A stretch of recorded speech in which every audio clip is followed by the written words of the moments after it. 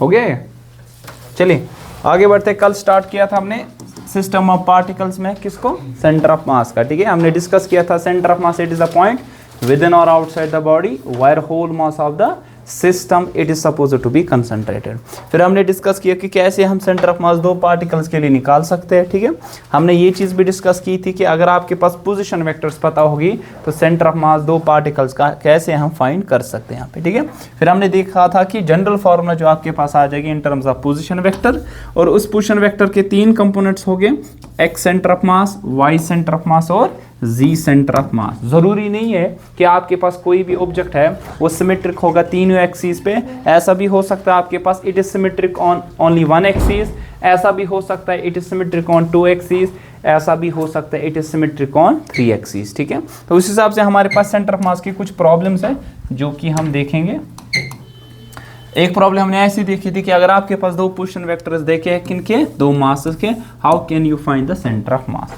दूसरा तरीका ये है कि अगर आपके पास ऐसा होगा कि लैमिनार ऑब्जेक्ट्स हो गए, कौन से, laminar objects. What do mean by laminar objects, किन्हें कहते हैं हम लैमिनार ऑब्जेक्ट्स, शाबाश, किन्हें कहते हैं हम लैमिनार ऑब्जेक्ट्स।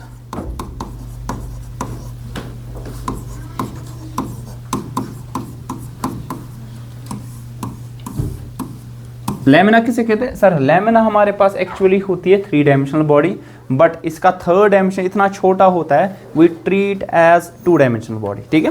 लाइकवाइज कि आपके पास ये पेपर है, ये पेपर अगर देखा जाए इसकी लेंथ और ब्रेड्थ दो डायमेंशंस बहुत ज्यादा है as compare to the height, है ना सर, तो हम इसको क्या कहेंगे सर, लैमिना कहेंगे, ठीक है। सो लैमिना एक्चुअली होती है three dimensional body but we treat it as two dimensional body. So अगर आपके पास बहुत सारे लैमिनास हो गए, ये एक लैमिना है, ये दूसरा लैमिना है, ठीक है, इस तरह तीसरा लैमिना है, चौथा लैमिना, बहुत सारे, ठीक है। अब क्या पता होगी इस लैमिना की, लैमिना का यूजुअली आपको एरिया पता होगा A1, इसका क्या पता होगा A2 एरिया, मान लीजिए A3, इसका A4। अब हमें देखना है कि वो पॉइंट कहाँ पे है जहाँ पे पूरा का पूरा मास कंसंट्रेटेड होगा आपके पास यहाँ पे, जिसको हम क्या कहेंगे इसका सर, सेंटर ऑफ मास। तो कैसे निकालेंगे सेंटर ऑफ मास यहाँ पे, कि अगर आपके पास उसका पोजीशन वेक्टर निकालना होगा आपको। So for that what you have to do in terms of mass, हमें यहाँ पे किसको लेना है सर, एरिया को। तो कैसे निकालेंगे हम, r centre of mass it's equal to M1 A1, not M1 A1, A1 R1 plus क्या आ जाएगा A2 R2 plus 2 so on plus AN RN, ठीक है, अपॉन क्या आ जाएगा यहाँ पे sir, A1 plus A2 plus up to so on plus AN तक आ जाएगा, ठीक है। सो यहाँ पे आपके पास क्या था, इससे पहले पता थी, इससे पहले आपको मालूम था कि मास क्या है। अब यहाँ पे आपको मास नहीं मालूम है, आपको क्या पता है सर, एरिया, क्योंकि आपको मालूम है कि एरिया और मास को आप आपस में रिलेट कर सकते हैं। कैसे, can you tell me, actually volume और मास को आपको मालूम है डेंसिटी किसके बराबर होता है सर, मास बाय वॉल्यूम, है ना। तो mass is equal to density into volume, लेकिन आपको मालूम है ना सर डेंसिटी किसके बराबर होता है, एरिया इनटू द लेंथ, है ना सर, थर्ड डायमेंशन। तो कहीं ना कहीं आप इसको किसके साथ रिलेट कर सकते हैं, एरिया के साथ रिलेट कर सकते हैं। तो मास के बजाय हमने किस चीज को यूज किया यहाँ पे सर, हमने एरिया को यहाँ पे इंट्रोड्यूस किया यहाँ पे, ठीक है, बात है समझ, ठीक है। तो ये लैमिनार ऑब्जेक्ट्स आपके पास अगर इनका सेंटर मास निकालना होगा, वेदर अगर अलोंग एक्स एक्सिस बता दो क्या आ जाएगा, r x centre of mass, बता दो क्या आ जाएगा, एक्स सेंटर ऑफ मास, क्या लिखोगे आप, summation I runs from 1 to n, यहाँ पे क्या आ जाएगा सर, AI XI, नीचे क्या आ जाएगा, समेशन AI, ठीक है। इस तरह Y centre of mass similarly आप लिख सकते हैं Y सेंटर ऑफ मास और Z सेंटर ऑफ मास भी कैलकुलेट कर सकते हैं। बस यहाँ पे एरिया को आपको यहाँ पे इंट्रोड्यूस करना पड़ेगा, ठीक है। सो इसके लिए हम छोटी सी प्रॉब्लम देखेंगे जो आप यहाँ पे इंट्रोड्यूस करके बता सकते हैं। सो प्रॉब्लम ऐसी होगी कि आपके पास क्या गिवन है, ये सिस्टम है, the system is given to you, it's like this,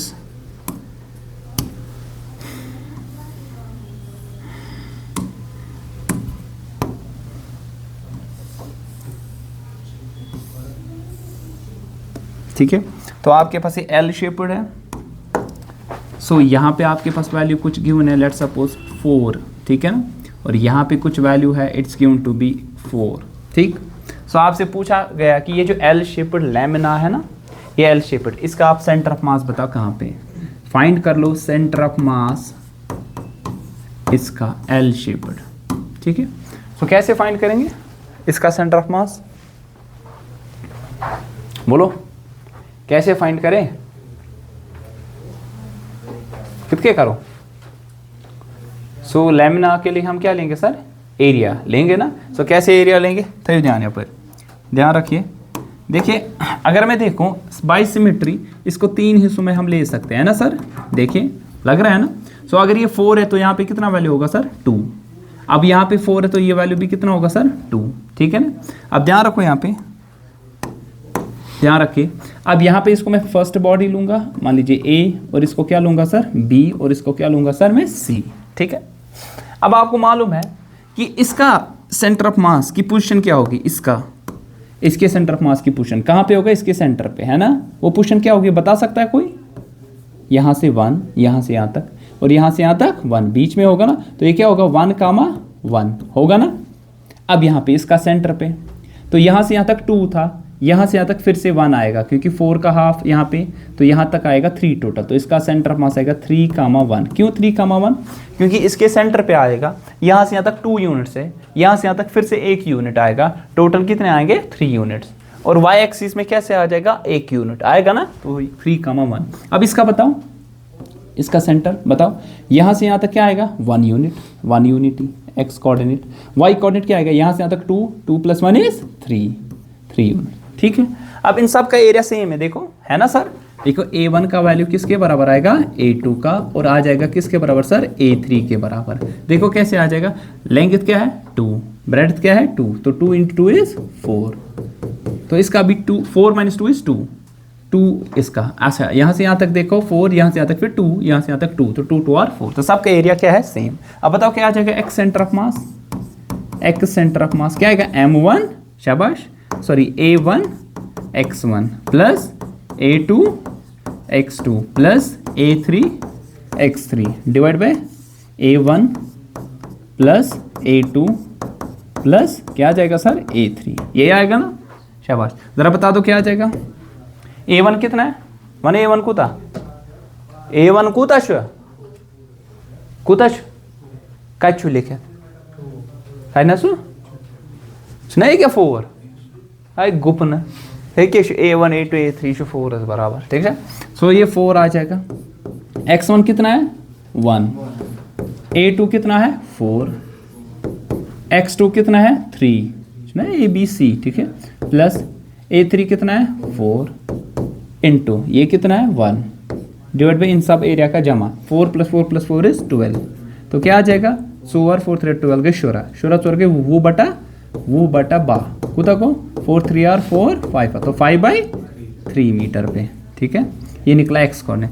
अब बताओ इसी तरह किसका निकालना है वाई सेंटर ऑफ मास, बोलो वाई सेंटर ऑफ मास क्या आएगा 4 × 1 = 4, शाबाश, 4 × 1 = 4, 4 × 3 = 12 डिवाइडेड बाय 12, बात चोर के वो ये भी क्या आएगा 5/3 सिमेट्री के हिसाब से ऐसा है आ जाएगा। सो आपको क्या करना है, 5/3 कितना होता है 1.67 9 का थी 6 है।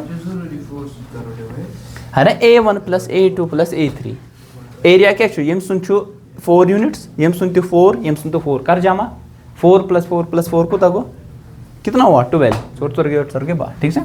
तो आपको क्या करना है चशी का सुन एक अलोंग x एक्सिस को था 1.67 यूनिट, तबे अलोंग y एक्सिस 1.67 यूनिट, और वहीं पे इसका सेंटर ऑफ मास क्या करेगा सर लाई करेगा। अगर मैं फिर से यहाँ पे इसको बना दूं, इसको अगर बना दूं ऐसे कुछ था ना वो ये पट्टी और 1.67 सेटनसन, ठीक है गो यूर पची था केडी में खास 1.67 यूर 1.67 ये इतना सन, ठीक है। तो इन दोनों को मिला दूंगा तो कहीं ना कहीं इधर इनका सेंटर ऑफ मास लाई कर लेगा, ठीक है। आवा का समझ क्लियर, बात आई समझ।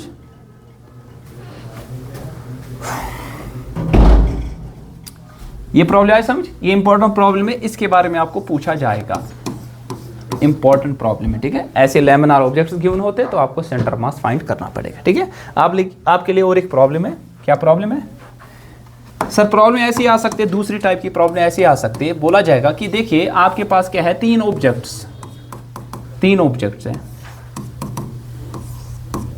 ठीक। मान लीजिए इसका वजन कुछ है 3 kg, इसका है मान लीजिए 6 kg और इसका है 9 kg, ठीक है।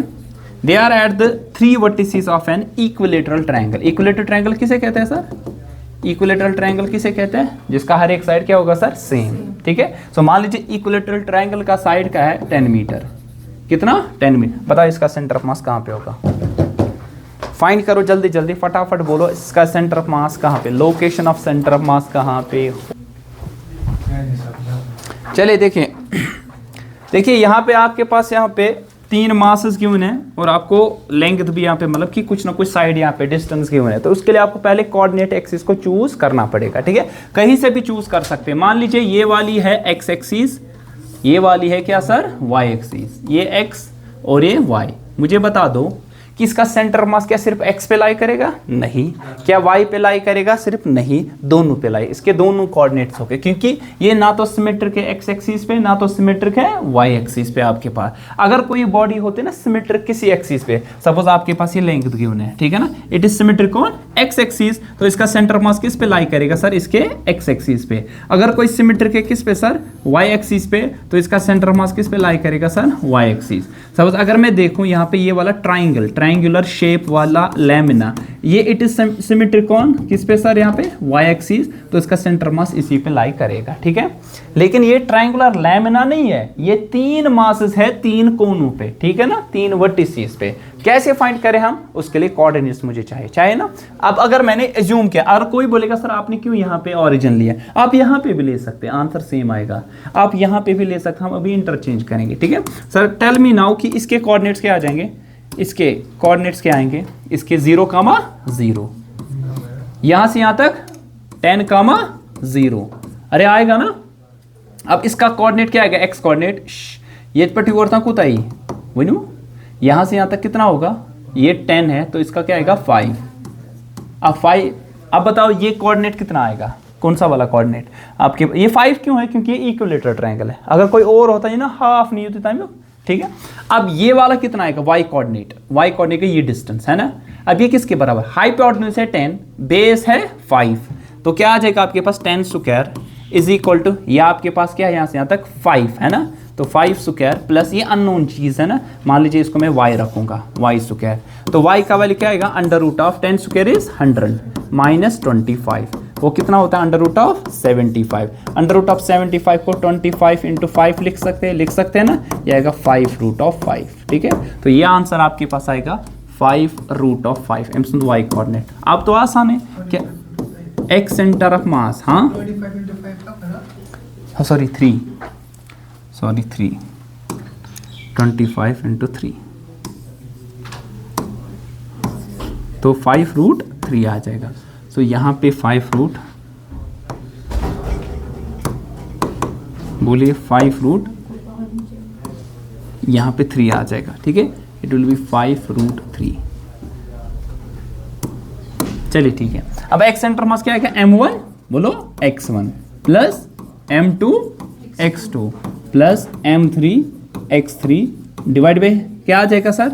m1 शाबाश प्लस m2 प्लस m3। आप खुद को कंफ्यूज मत कीजिएगा, इससे पहले हमारे पास एरिया गिवन था, तो एरिया जब गिवन था तब हमने फॉर्मूला वही यूज की, ठीक है। अभी क्या गिवन है सर? मासेस गिवन है, ठीक है। तो क्या निकलेगा? एक सेंटर ऑफ मास, बोलो m1 कितना है? 3 इंटू 0 इज 0 प्लस यहाँ पे m2 कितना है सर? 6 इंटू 10 प्लस फिर क्या आएगा?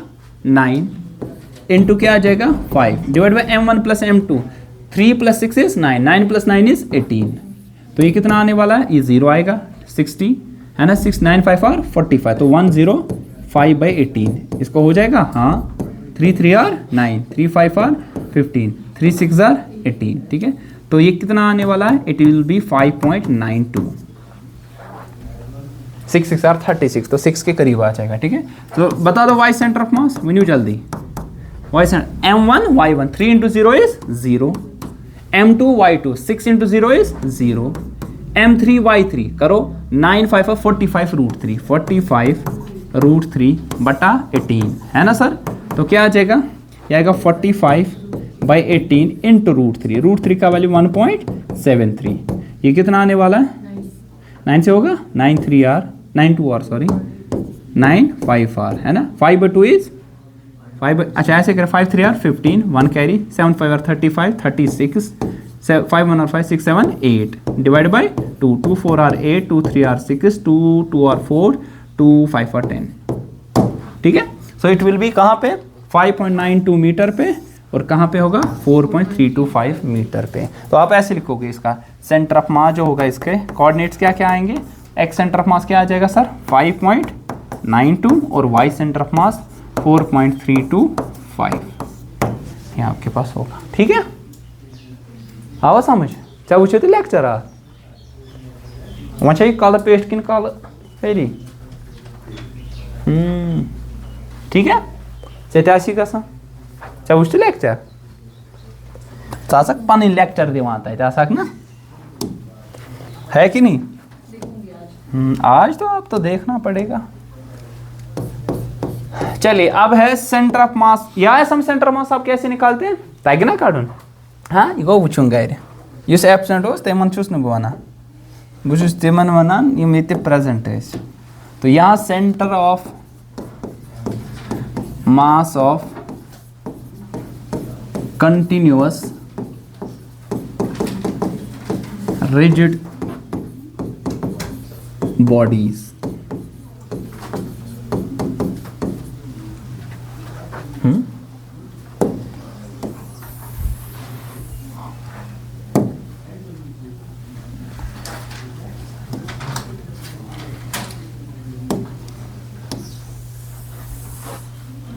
सो कंटिन्यूस अगर आपके पास रिजिड बॉडीज होगी, उनका सेंटर ऑफ मास कैसे निकालेंगे। तो इससे पहले फिर से मैं समझा देता हूं।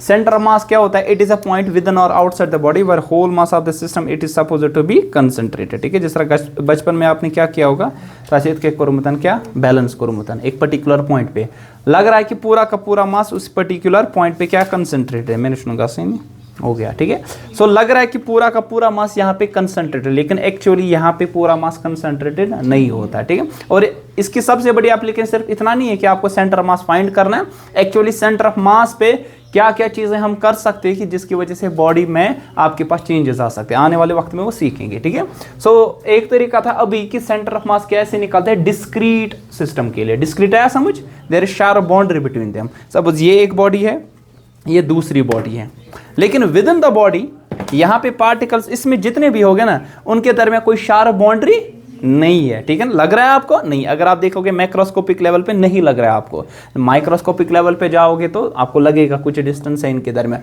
So this system is called continuous system. ठीक है, लेकिन अगर इसको एक सिंगल बॉडी लूंगा, इसको एक सिंगल लूंगा, इसको एक सिंगल लूंगा, तो अब ये सिस्टम जो बनेगा it will be discrete. Likewise we are here discrete system. ठीक है, लेकिन पर्टिकुलर अगर मुझे देखोगे, अगर अपनी बॉडी को लोगे, that will be a continuous system.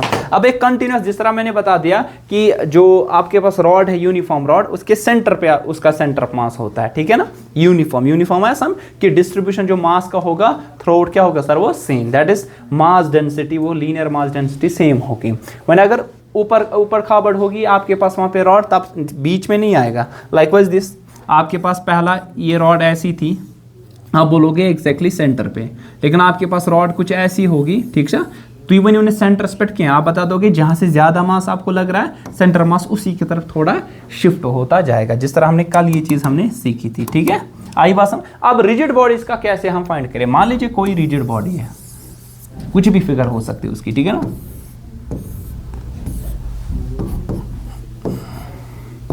ठीक है, दिस इज एक्स एक्सिस। आप कहाँ थे, ओ चाहिए पाई दिली से, हाँ चाहिए स्कूटी पे क्यों। अब ये मान लीजिए कोई रिजिड बॉडी है।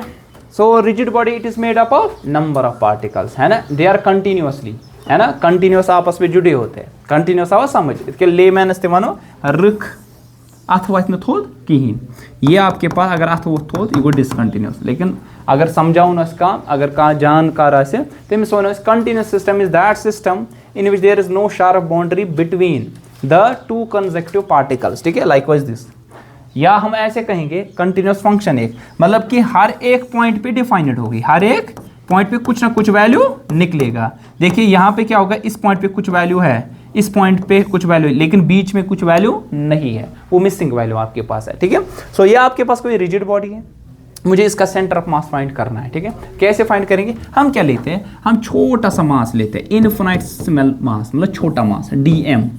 डीएम आया समझ, डीएम मतलब इतना छोटा मास है आपके पास कि लगभग कहां की तरफ अप्रोच करेगा, जीरो। मैं इसको तोड़ूंगा, ठीक है, छोटे छोटे मासेस में, ये डीएम मासेस, ये डीएम इतना छोटा है, it approaches to zero. Infinitesimally small, infinitesimally small का मतलब है जितना छोटा आप कर सकते हो पॉसिबल, कितना छोटा, लगभग इसका साइज कितना बनेगा, जीरो, मींस कि मास भी इसका कितना होगा, जीरो। सो अगर मैं कह दूं यहां पे आपके पास इसका सेंटर ऑफ मास जो होगा, आइए आपका इंतजार था, आप कहाँ थे, हाँ साइका जी, स्कूल आज गई थी, ठीक है, जाओ जाओ बैठो। आज गम सही स्कूल है इसमें, हाँ आज में उसके फंक्शन वंक्शन आता है।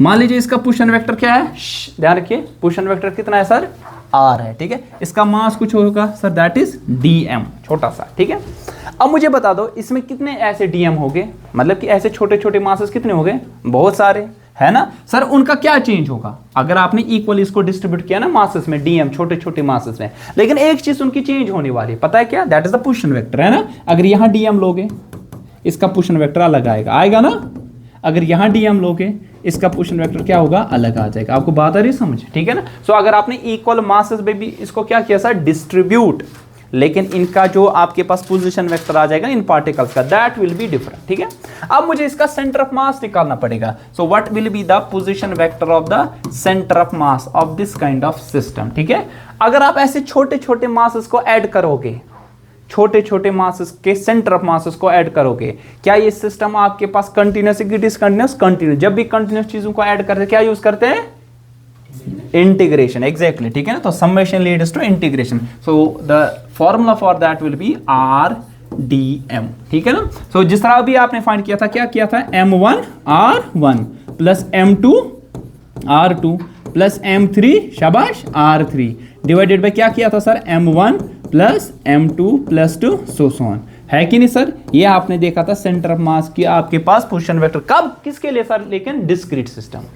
मगर इथा ना तो इथा m1 r1, अगर आप देखो ना ऐसे dm r1 dm r2 dm r3, ऐसे ऐसे इनको ऐड किया मैंने, लेकिन ऐड करने के लिए मैं यूज क्या करूंगा, इंटीग्रेशन। ठीक है ना, अब r यहां चेंज होता जाएगा और यहां पे क्या आएगा, m1 m2, यहां पे क्या आएगा, dm जैसे मास, उसको क्या करना पड़ेगा, ऐड। तो जनरली आप लिखोगे it will B r dm divide by, शाबाश, नीचे क्या आएगा, capital M। What is capital M, total mass. अब वहां dm को आपको इन टर्म्स ऑफ r लिखना है या r को इन टर्म्स ऑफ dm लिखना है, ताकि आपके पास यहाँ पे इंटीग्रेट करके आंसर निकालो। ठीक है, करने की जरूरत नहीं, कभी कभार पूछा जाता है, आपको कुछ वैल्यूज याद रखने पड़ेगी ताकि इंटीग्रेशन तब यूज ना करना पड़े। ठीक है, अच्छा, x सेंटर ऑफ मास क्या आएगा फिर बताओ, तोड़ के क्या लिखोगे, इंटीग्रेशन, बोलो, x dm divide by total mass, शाबाश। y सेंटर ऑफ मास क्या लिखोगे, बोलिए, y dm divide by capital M मास। ठीक है, और z centre of mass along z axis क्या आने वाला है sir, integration z dm divided by total mass M आ जाएगा। ठीक है, आई बात समझ। तो ये तरीका आपके पास, how you can find the centre of mass for continuous system. ठीक है, आई बात समझ। चलिए इसके लिए एक एग्जांपल लेते हैं, where you can find the centre of mass for continuous system. हम यहाँ पे दिखाएंगे कैसे करना है, ठीक है, लेकिन आपको फिर वो वैल्यूज याद करने पड़ेंगे। रिमेंबर 5-6 ऑब्जेक्ट्स के जो कि आपको रिमेंबर करना पड़ेगा। तो पहले हम लेते हैं यहाँ पे कि what will be the centre of mass, centre of mass of uniform thin rod।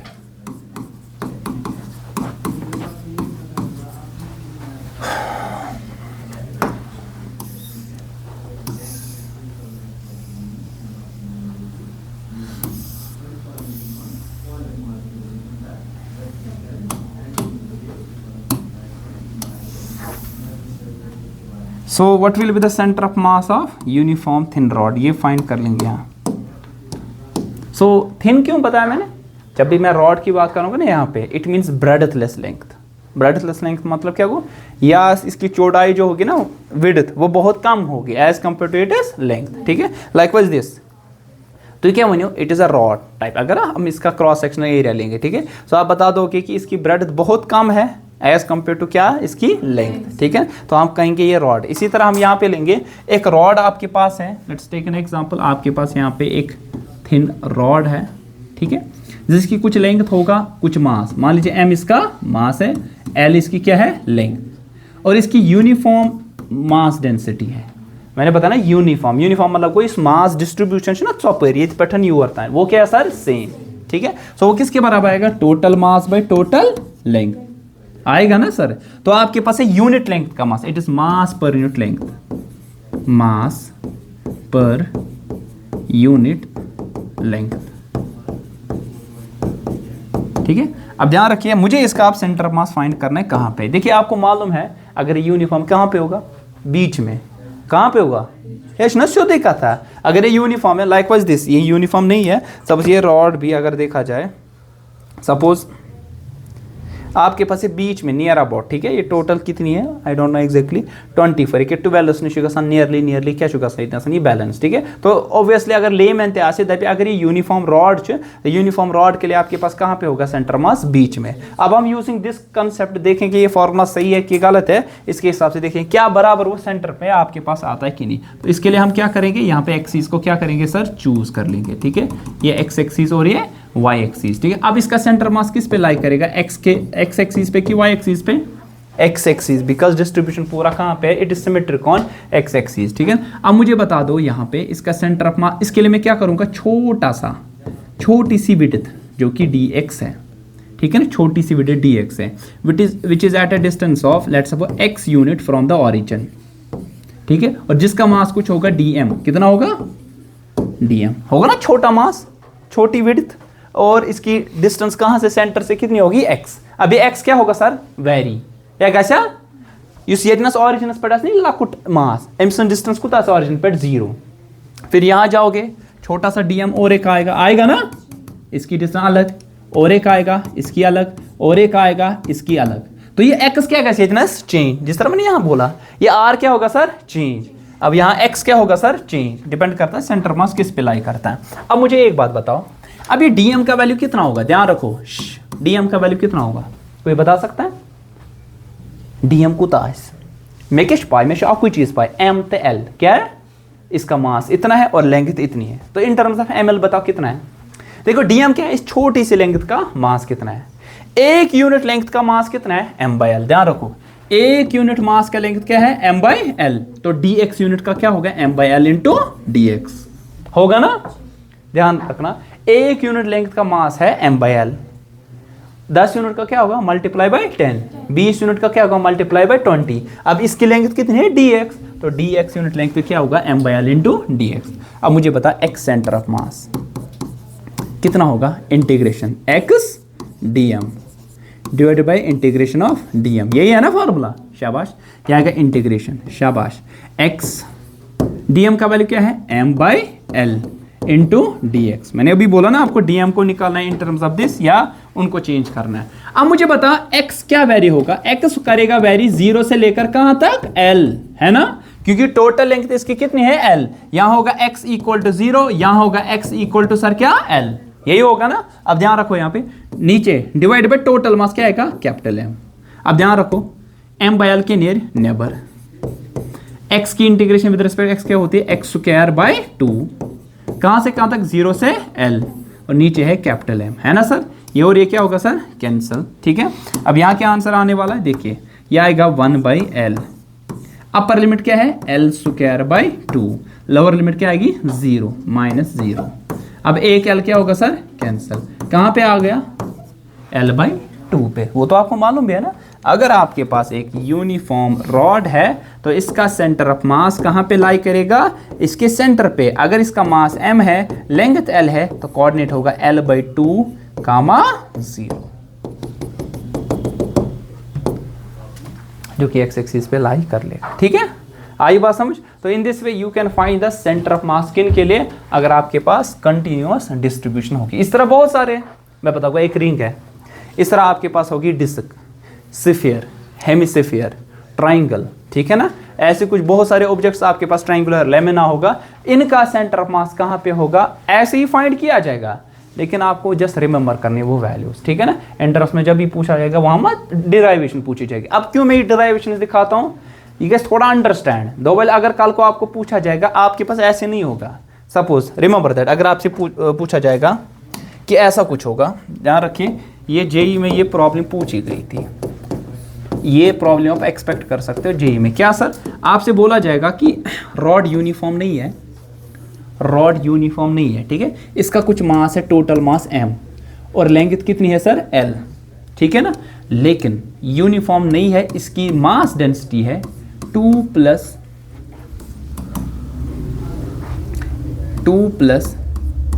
3x, ठीक है ना।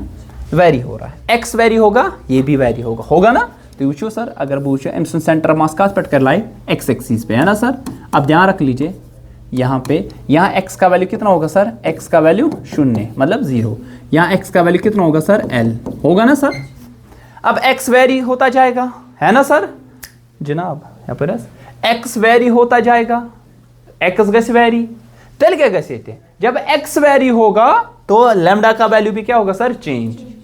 वो डेंसिटी यूनिफॉर्म की है x, ये दिन के अगर इतना x का वैल्यू 1 यूनिट दूं, लेट्स सपोज 3 1 are 3, 3 + 2 is 5, यहाँ 2, 3 2 are 6, 6 + 2 is 7। को सब पर मास यूनिफॉर्मली डिस्ट्रीब्यूटेड की। इट्स लाइक दैट कि रॉड आपके पास कुछ ऐसी है,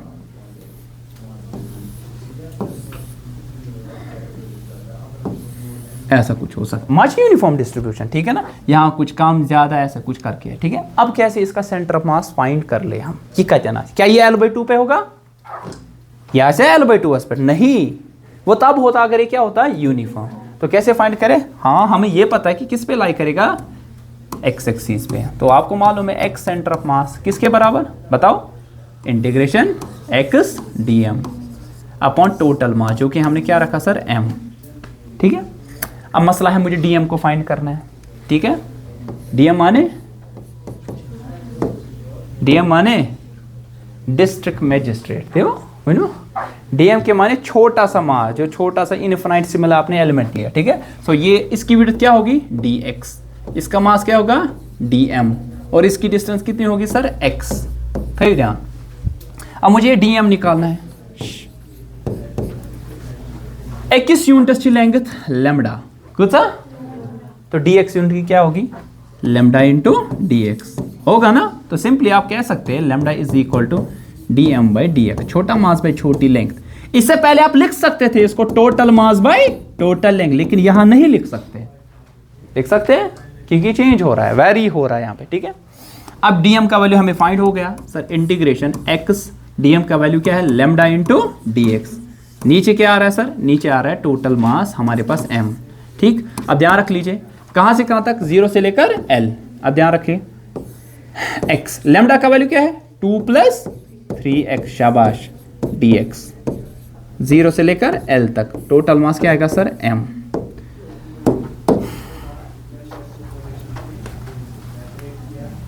अब यहां पे क्या वैल्यू आने वाला सर, यहां पे वैल्यू आपके पास आने वाला सर, इंटीग्रेशन कर दो, ये क्या आएगा आपके पास इंटीग्रेशन 0 से लेकर कहां तक आएगा l, ठीक है ना। यह आएगा 2x + 3x स्क्वायर, है ना सर, इनटू क्या आ जाएगा सर यहाँ पे dx आएगा ना, ये आएगा ना। मुझे ध्यान थे वनीतनेस हजरत, हमने बता दिया कि जो आपके पास dm का वैल्यू आया है वो किसके बराबर लैम्डा इंटू dx, वह कब के लिखित m/l इंटू dx, है ना। मगर वो निकाला ना आपने लैम्डा का वैल्यू, जो आपने लैम्डा का वैल्यू यहाँ पे फाइंड किया था, दैट इज सर वो क्या है 2 + 3x, है ना सर, ऐसे वेरी हो रहा है। सो क्या आने वाला है सर आपके पास, करो इंटीग्रेशन, 2x की क्या आएगी x²/2, x की क्या x² x³ 3 सर, ठीक है। कहां से कहां तक, 0 से लेकर l तक टोटल मास, ठीक है। 2 2 कैंसिल, 3 3 कैंसिल। अब l का वैल्यू दो, ये क्या आएगा l² + l³ ठीक है ना, डिवाइडेड बाय एम। ठीक है, तो in this way you can find the centre of मास कहाँ पे होगा, जो भी वैल्यू निकलेगा। ठीक है, यहाँ कॉमन क्या निकलेगा, एल स्क्वायर, ये क्या नियर कॉमन एल स्क्वायर, यहाँ पे क्या बचेगा 1 + एल। ठीक है, सो आपके पास कभी कभार एल का वैल्यू गिवन होगा, मान लीजिए एल का वैल्यू है 10 unit length, 10 metre, total mass इसका गिवन है मान लीजिए 10 kg। So you can find the distance from the origin कितना होगा। ठीक, आई बात समझ, क्लियर? ठीक है, कोई बात नहीं, आप कर सकते